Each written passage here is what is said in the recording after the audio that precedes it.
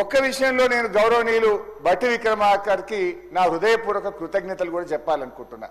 మరి అది పొరపాటున చెప్పిండ్రో గ్రహపాటున చెప్పిండ్రో కానీ ఈరోజు ఇప్పుడు తన స్పీచ్లో 7:44 మొత్తం 16 నెలల కాంగ్రెస్ ప్రభుత్వ హయాంలో ఇంట్రెస్ట్ అండ్ రీపేమెంట్స్ మొత్తం అప్పులు కట్టడానికి 88,564 కోట్ల రూపాయలు ఈ 16 నెలల్లో ఖర్చు పెట్టామని చెప్పారు ఎట్ 7:44 PM.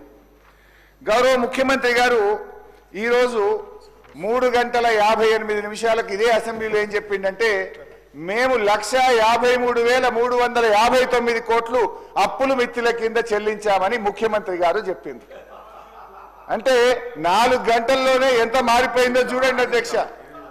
అయితే ఇక్కడ బట్టి గారు చెప్పింది నిజం, ఎందుకంటే వారు ఫైనాన్స్ మినిస్టర్గా చెప్పిండ్రు. ముఖ్యమంత్రి గారు కొంచెం ఏదైనా బురిడి కొట్టించి మేము 1,58,000 కోట్ల అప్పు తెచ్చినాం, ఇలా 1,53,000 అప్పులకే కట్టినామని కార్పొరేషన్లో లేని అప్పులు ఇలా అప్పు అంటే అధ్యక్ష రాష్ట్ర ప్రభుత్వ ఖజానా నుంచి కన్సాలిడేటెడ్ ఫండ్ నుంచి ఏదైతే మనం కడతామో అది మాత్రమే రాష్ట్ర ప్రభుత్వ అప్పు.